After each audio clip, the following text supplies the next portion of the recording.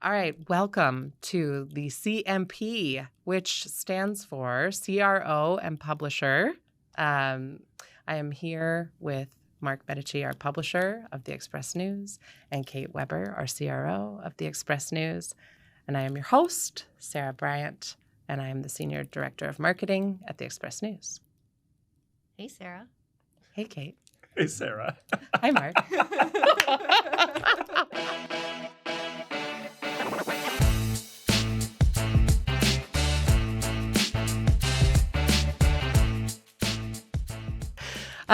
Let's start with a little bit about what we're doing here and that this is your brainchild because I think for a few years since you've been the CRO, you've talked to me about wanting to reach the community and the community influencers. And in terms of the tone and the way that you wanted to do it, you wanted to build a unique voice. And I think that it's taken me a while to get there and to find sort of the format that we wanted to talk through. And I don't even know how it happened that we landed on this CMP brand, if you will. But I think that it's important that you kind of say like where this came from in your mind, the motivation behind it.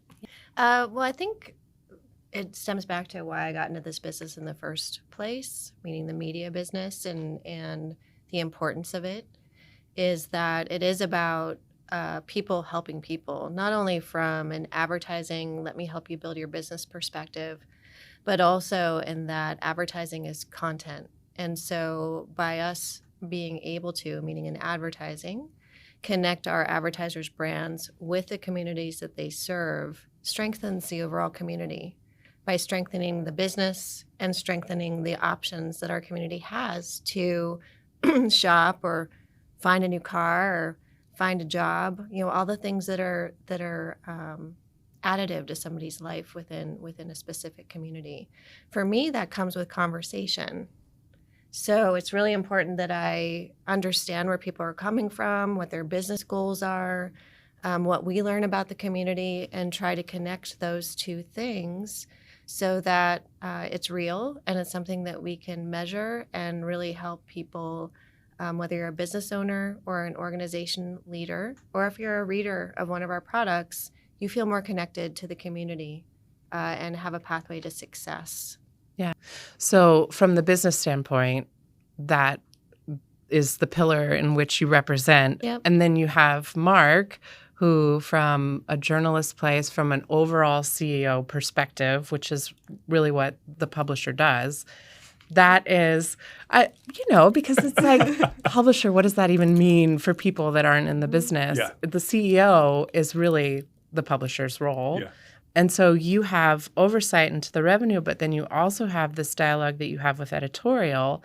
And sometimes when those are brought together, you get into a space that is not public-facing, that's really given you a different perspective on the business. Yeah, I mean, I think that similar to Kate and I, and you, right? We have spent our entire careers in this space, and I'm super proud of that. And I think I enjoy both sides of our business equally. I enjoy the advertiser interaction, and I love what we do on the newsroom side. And I would say, on the newsroom side is probably my true passion. Mm-hmm.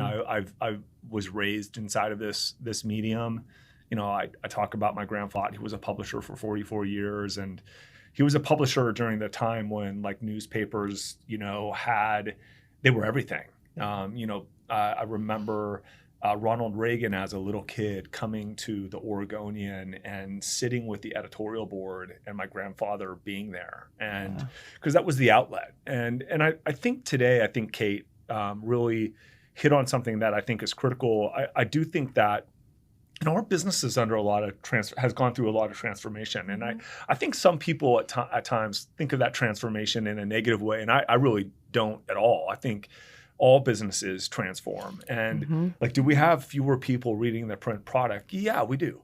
But we have 10 times more people reading the digital product. And the fact of the matter is that they're coming to us because across the other side of this wall, we have 110 journalists that do just amazing work in the community on a day in and day out basis. And I think when we talk to advertisers about one of the things that differentiates the Express News from other mediums that they can choose to use as a marketing vehicle is that I do very strongly believe in my core that the 110 journalists make our community better. And I think being owned by Hearst and on some levels being insulated from some of the downward pressures to shrink newsrooms across the country, we've been able to kind of fight against that. And I think that we're very lucky in San Antonio to have 110 people independently combing the streets on a day in and day out basis, kind of making this community better. And I say to advertisers all the time, like, listen, you can advertise with other mediums, but when you advertise with us, we're going to take the dollars that you spend with us and we're going to reinvest and grow journalism in our community. And isn't that a good thing?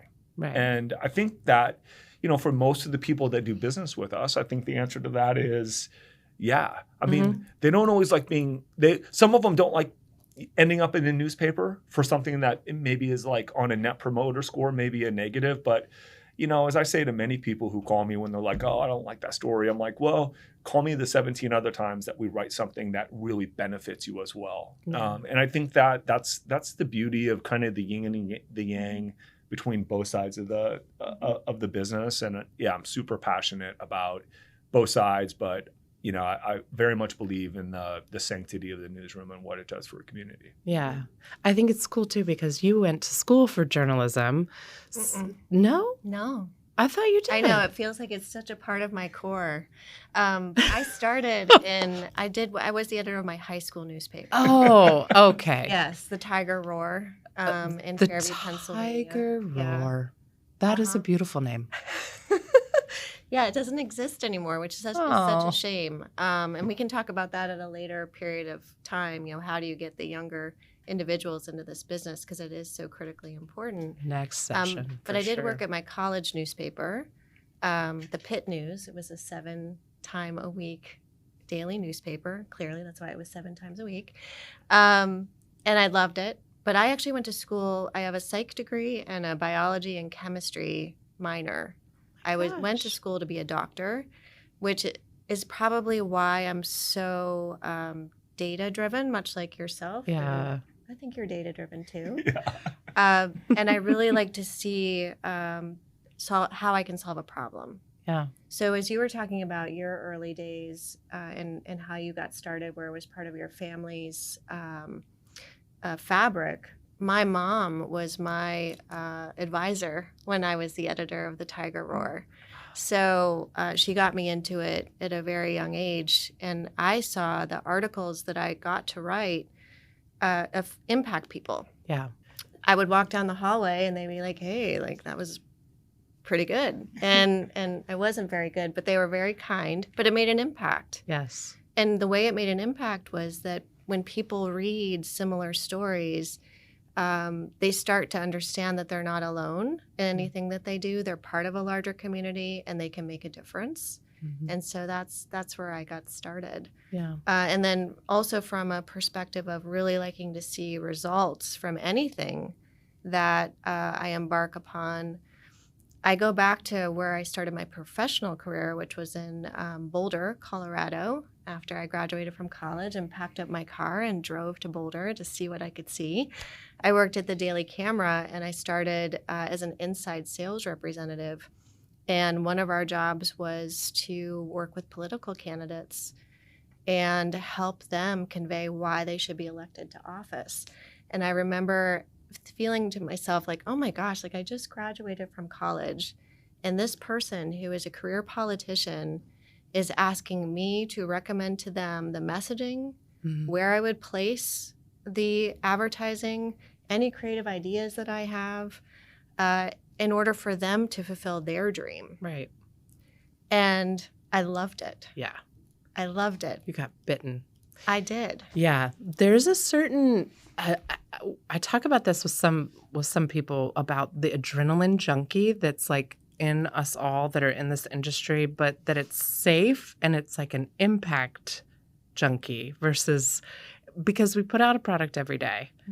And Starbucks is the only person who basically puts out a product every day like we do. Like it's just a heavy turn, right? You're constantly on deadline. You're constantly thinking about what's next. What do I have to do next? How do I handle tomorrow's newspaper, right? It's the daily miracle. So I think that energy, like you get bitten by that experience in this industry. And then when you're a person that's in it, you're in it. And you just can't ever leave it. And to your point earlier, it's not just a daily miracle anymore. We're running thousands of digital campaigns. Right.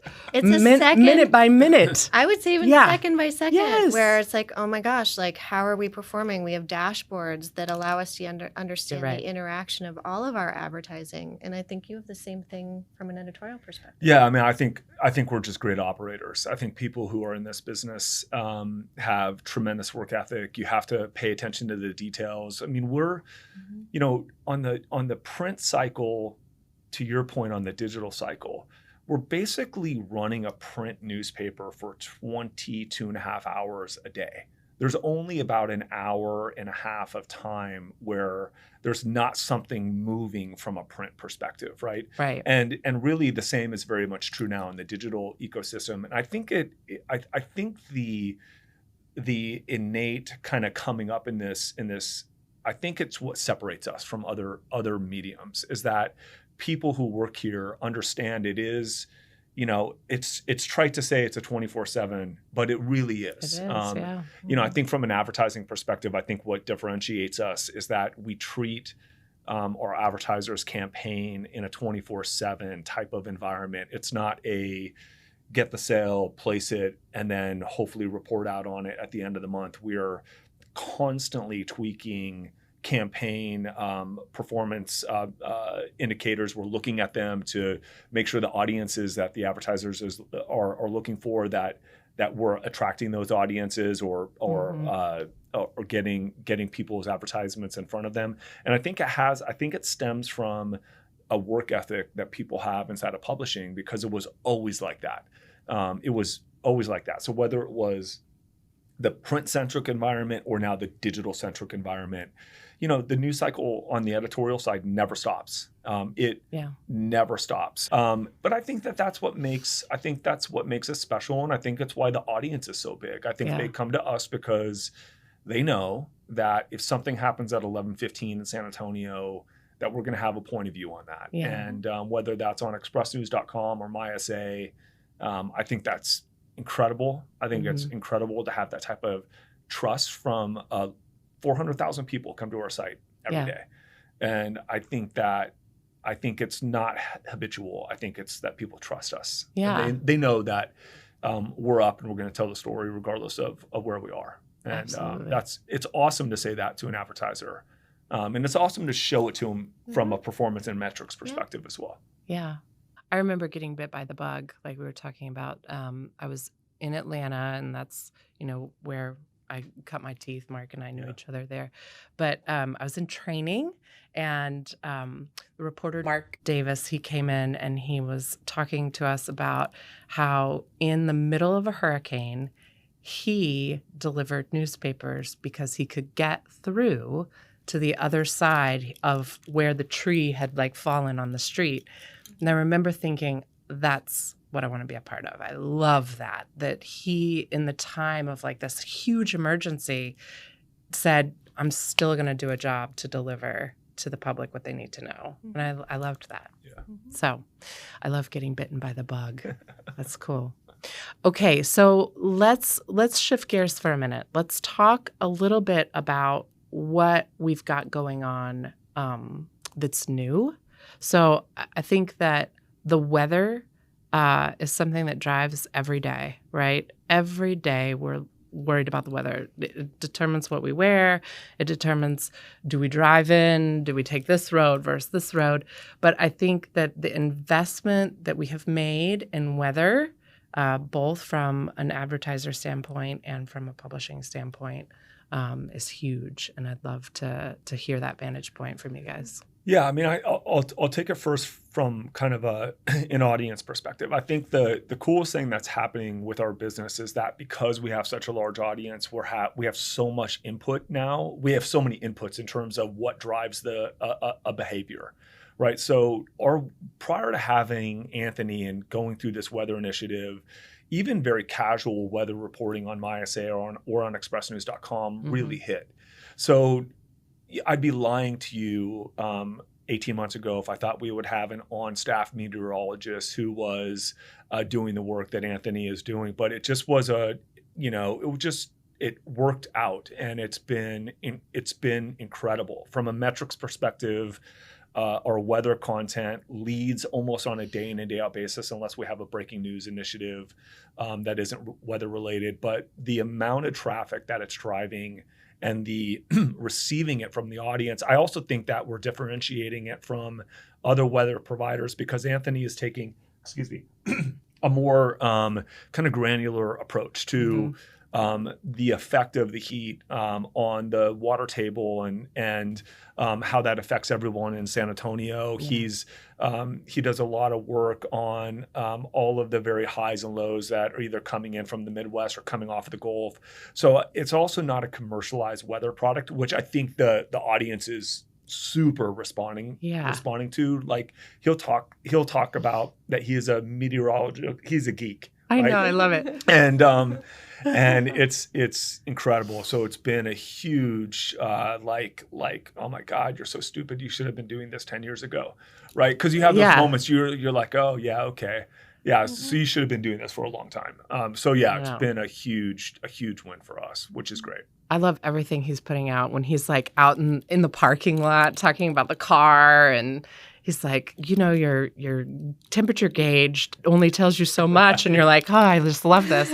And of course, it's data-based too, which I think is really cool. So from an advertiser perspective, that everyday routine, that's also valuable from a brand's engagement point of view. Well, that in it solves a really large problem that most advertisers have today, which is how do you, at scale, find an engaged target audience?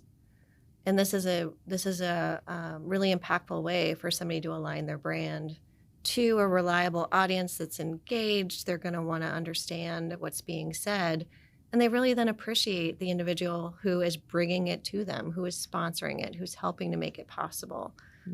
So I think that it's a really good opportunity for anybody, which is most advertisers, who are looking for an engaged audience that's large. Right. I mean, that ritual, that repeat. I mean, that's what we talk about in marketing every day, right? Everyday reach. So I think that the weather is something so cool that we're doing. I'm so excited to have Anthony. And then just the broader Texas weather team with Roberto. Yeah, it's really cool. Yeah. So on that vein, we have Top Workplaces, which is our event coming up next week at Top Golf.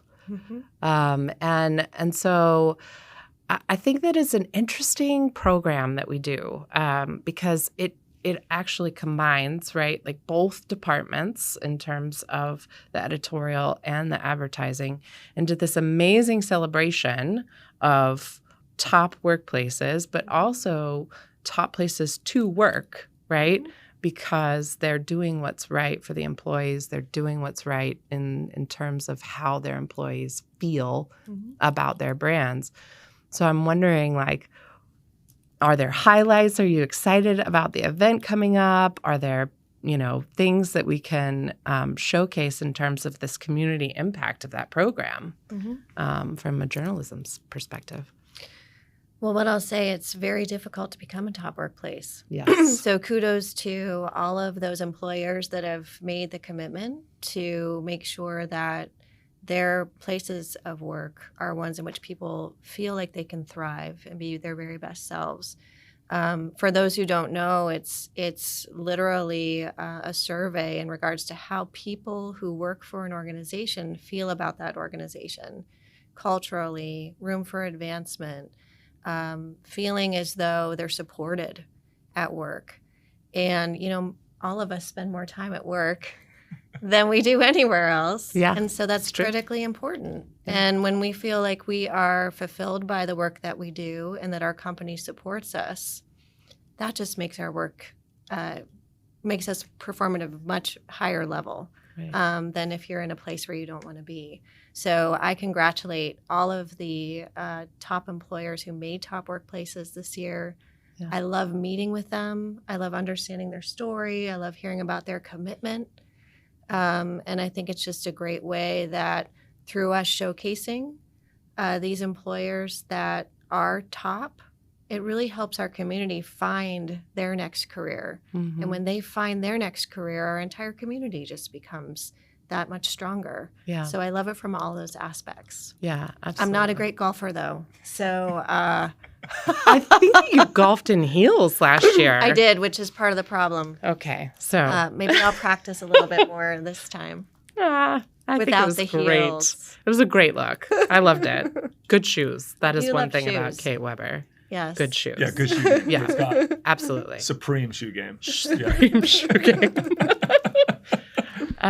We also have Hearst Lab next week. Yes. Yeah. So You should talk about that one. yeah, it's amazing. I love that program.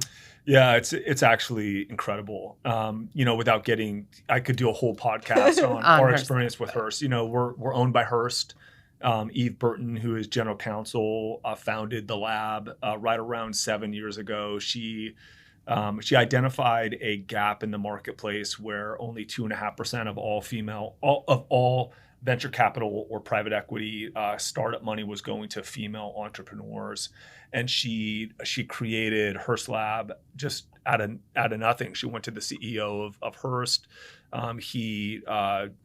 Steve is an amazing leader, and he funded her vision. And now we're going to be hosting an event at the Tobin on the 18th of October. It'll be our second annual, where we're supporting the San Antonio startup ecosystem.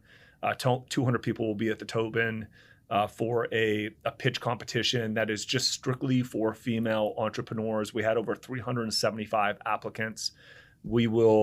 Last year, we gave out 3 $100,000 grants. It was the largest pitch event from a seed money perspective in the history of the city, and it was our first time that we were in it. So one of the things about being owned by Hearst is that they deeply invest in the communities that they support journalism in. So the Hearst Foundation does a ton of grant work inside of San Antonio.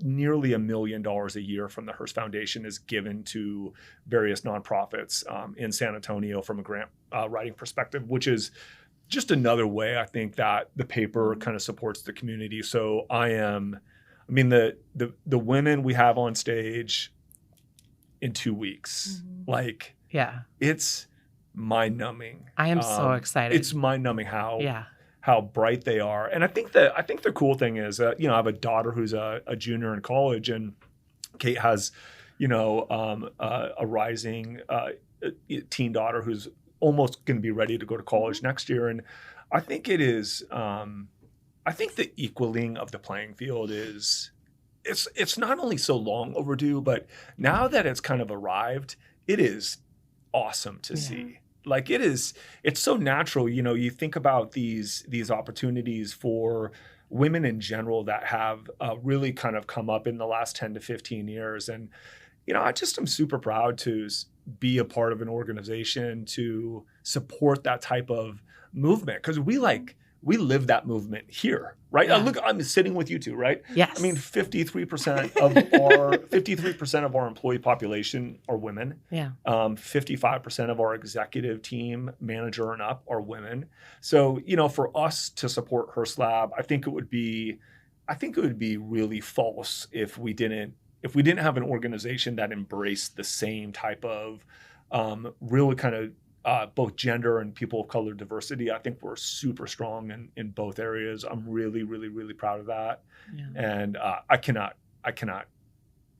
wait for 2 weeks. We have, we're doing a luncheon on the same day. We have Katie Harvey from KGB, and she's chairing up the chamber right now, is going to be at the luncheon on a panel with Eve, and so is Rosie Castro. I mean, when you think of like powerful women in the United States, we're really, really lucky to have Rosie Castro.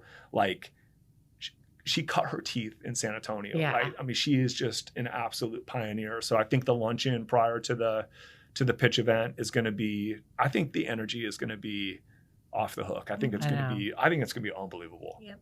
I loved last year. I mean, I walked away because the setup is very much a Shark Tank type approach, right? So the pitch, you're just like on pins and needles, like, what are you going to pitch? What are you going to say? And then the panel questions back are so thoughtful about shaping their business. And I feel like you mentioned Eve, like, I feel like that's one of her huge strengths, is to just like shape these businesses entirely in one question. And I loved being there and experiencing that last year. So I'm so excited. Yeah. Me too. Yeah. Okay. So you mentioned Hearst as a parent. We've talked a lot about sort of impact, history, future, and that we have a printed product, we have a digital product. But I think one of the things that we're shaping, both from the editorial standpoint and the advertising standpoint, is this audience that we have that is affected. That's our impact, right?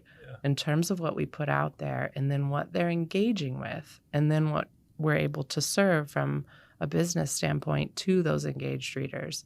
So I don't know if you want to talk about the future, if you will, about my goodness, just my crystal ball. I know there's so much in this, but I just feel like we're touching on it and we're like almost there. We're dancing around it a little bit. So let's talk about it. Yeah, this.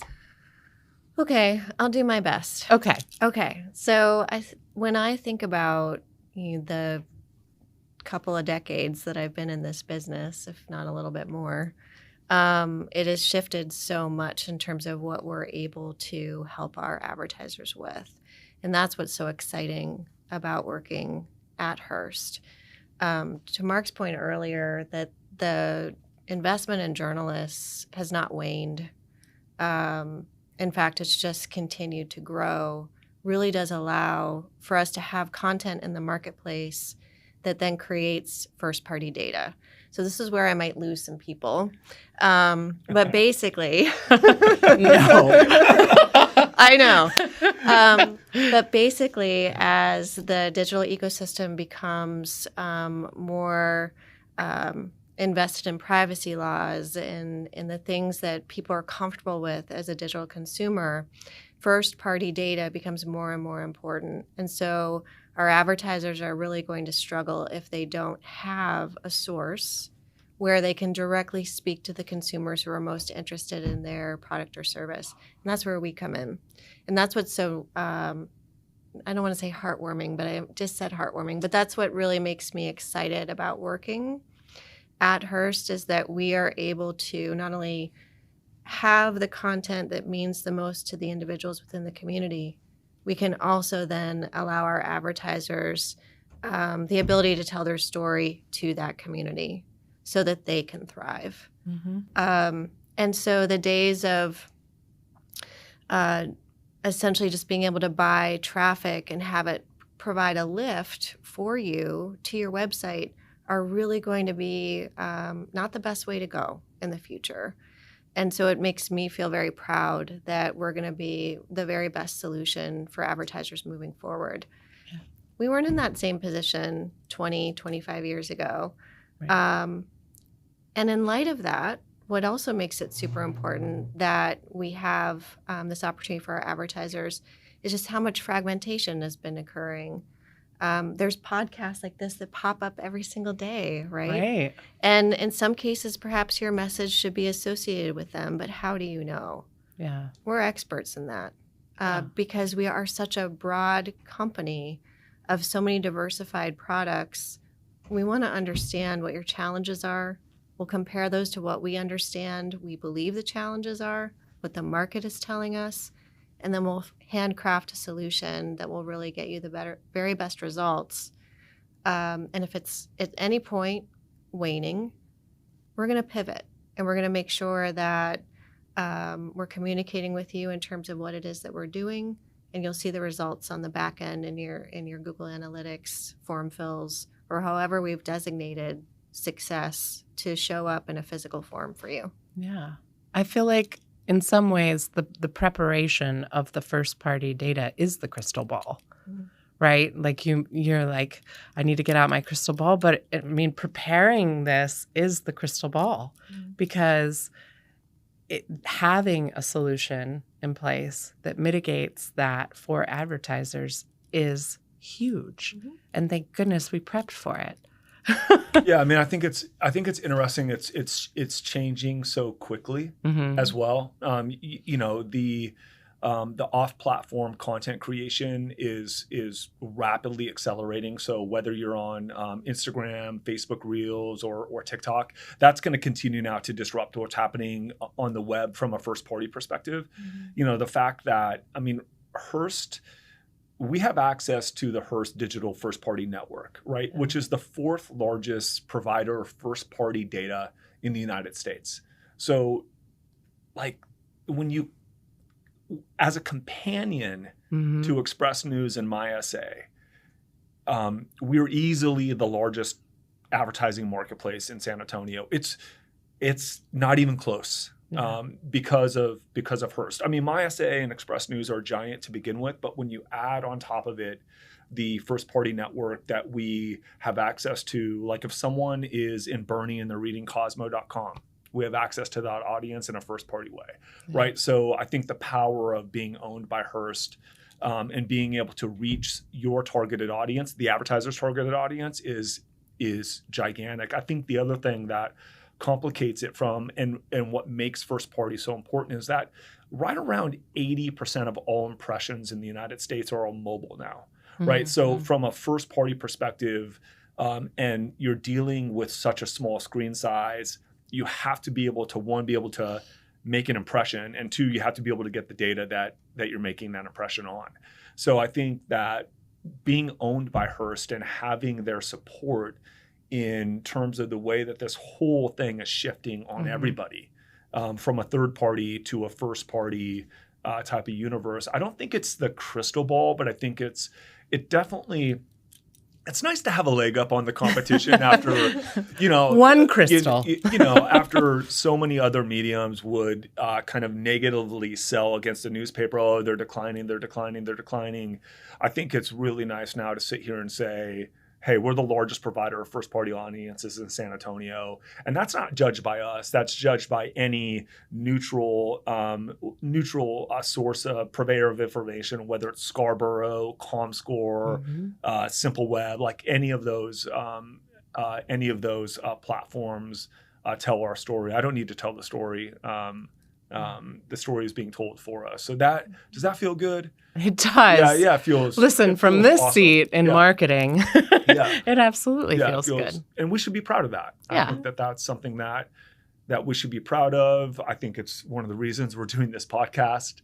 Is to talk about kind of the success that we're seeing and the growth that we're experiencing. So I think it's amazing. Yeah, and it's leveraging the strength of what we're built on is content, right? So in terms of people coming and reading what they want to read, that still remains organic. And then you come in and you have the organic experience of what they may be interested in from a brand perspective. And so it creates such a nice journey. I mean, Sarah, we tell Kate and I, we do these meetings with advertisers, and there are a few things that we repeat over and over and over again because they are kind of so unbelievable, but they're also so rewarding. Like in the very height of COVID during a nursing crisis, one of our advertisers in this city had to turn off their recruitment campaign with us because we had filled their entire nursing coffer from a recruiting perspective. I mean, that's super powerful, right? I mean, that is when you have the right advertiser selecting the right audiences and you put them on the right platform, those are the things that happen. Well, it's impacting community. I think it affects community. I also think it demystifies some of the hocus pocus in kind of the digital advertising world. I think a lot of people can talk a good game, but I think delivering on the game that they're talking about is totally different. And I think it's, 87% of our advertisers retain. There's a lot of good stuff happening. Agreed. There's a lot of good We stuff deliver. happening. We do deliver. Yeah. And if we don't, we look at it, right? We go back to the drawing board and talk about what actually could be there. Well, that's another differentiator that was really born out of understanding what our advertisers do need, which is to fully understand what part of their advertising dollar is really generating a result for them. What's that old adage? I know advertising works. I just don't know which half. Which half? Yeah. You don't need to live that way anymore.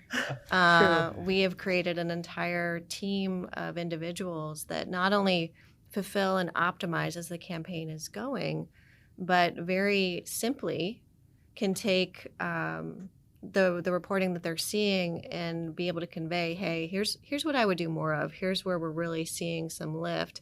And then we probably should consider that one of these elements or this message, doing A/B testing, the B's not working so well, so let's put more money into A.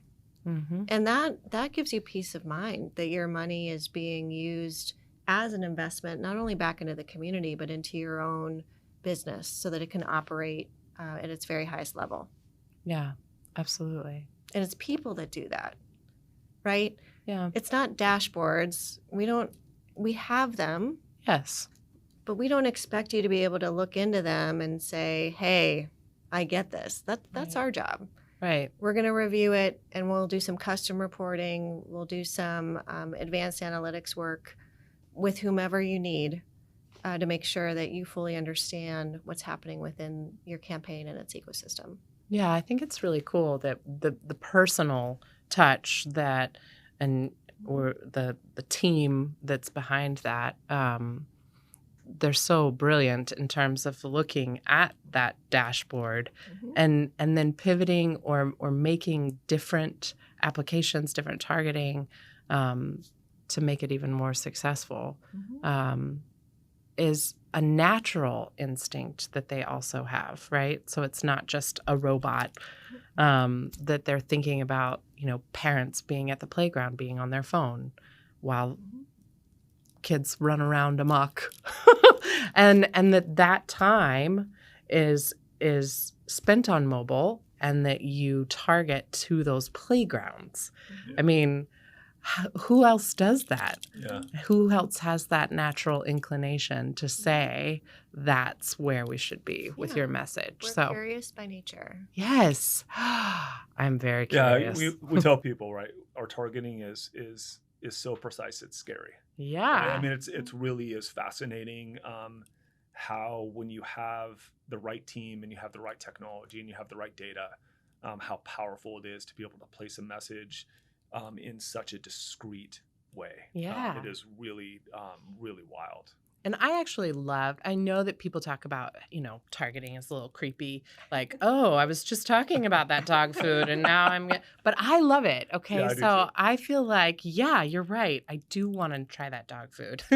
Might be because you're in marketing. It might be. Yeah. But I do. I think that it's awesome. Like, okay, you're connecting the dots for me and I appreciate it. Yeah.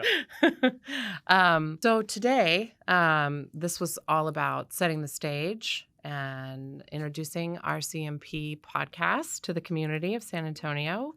But next time, and it may not be Mark and Kate that are sitting here with me hosting and Q&Aing. It may be some other personalities that come on board and talk about the different perspectives within our business and within our community. But next time, we are going to talk about prepping for Q1 and the many ways that we can help in doing that, but also what we're doing on the inside, little insider scoop. So I look forward to touching on social, maybe some more case studies in which we talk about like OTT and CTV and where we're going in the future so that we can help in Q1 with the business. No, I just think this is the beginning of a great series. Yeah. I just hope that when people listen to this, they get a greater appreciation for how much we do care about the community Yeah. and how we can help them.